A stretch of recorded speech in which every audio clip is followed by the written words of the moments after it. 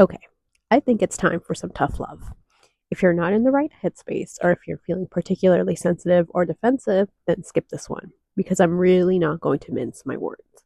But I think this is important for you to hear and to understand. I've been thinking a lot about this comment that I got on my receiver video. I now know that I shouldn't have responded right away to this comment because the way I replied didn't feel right to me.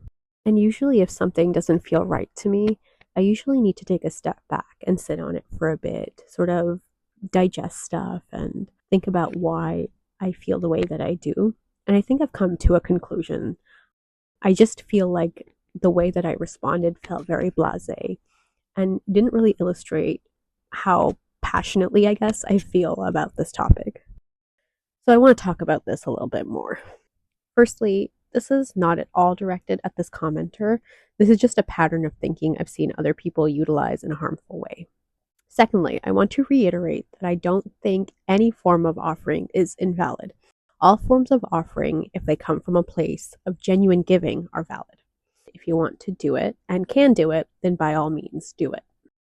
However, I want to stress how prevalent consumerism has become within pagan and spiritual spaces. Like a child who is new to the world, people can be very easily swayed and influenced by more seasoned folk, especially when stepping into spiritual practices for the first time.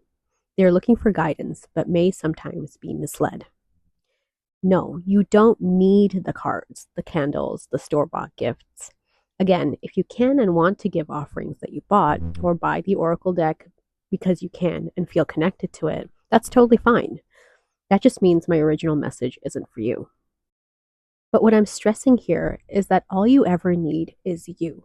All they ever want from you is you, the raw, real version of you, the one that feels as strongly about them as they do about you. You are the source. You are the connection. I say this especially because there are people out there who are not able to financially invest in their practice. The economy right now, as we all know, is shit, like truly and horribly shit. And not everyone can afford $50 incense because they have bills to pay lest they get evicted. Not everyone has the luxury to spend freely, and we should be mindful of that. And I don't want to hear any bullshit about releasing your ties to money. It's just not realistic. That's about as helpful as telling a gambling addict to release their ties to money at a casino. Self-gratification can be addictive. And in other circumstances, there are people who can't practically invest in their practice. Their heart, body, and soul might be in it 110%, but their physical space may not be there yet. They may be stuck in a very conservative and controlling environment and may not have the ability, again, yet, to express what they feel. Should that be taken as a sign that they're in the wrong environment? Sure, but that's not our place to slam over their heads repeatedly. You can't rip a butterfly out of its chrysalis and claim you're freeing it.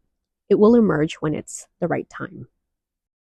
It could even be as straightforward, honestly, as someone being young and just not having access to their own finances yet.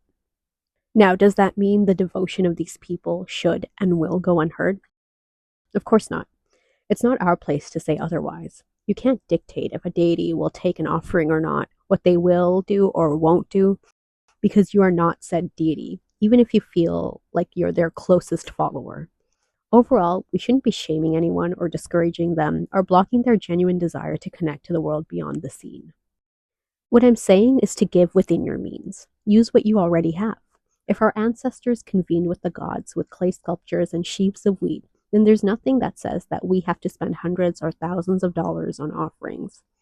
And in all honesty, sometimes that is nothing more than you trying to prove to yourself that you have faith in your own beliefs.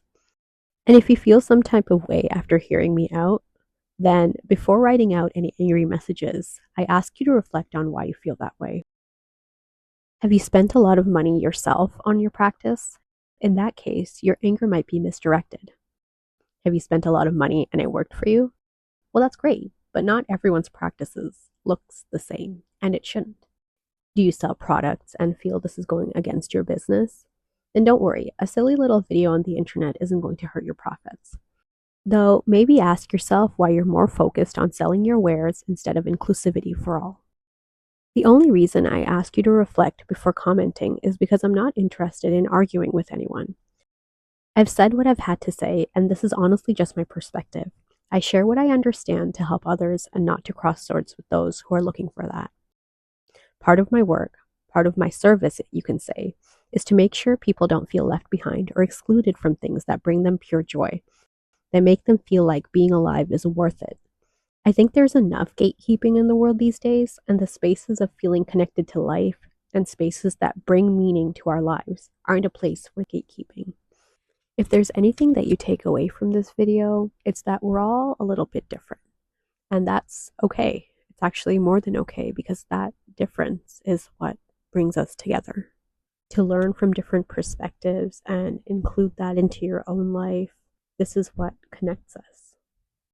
So it's okay if someone isn't doing something the way that you're doing. It doesn't make either way wrong.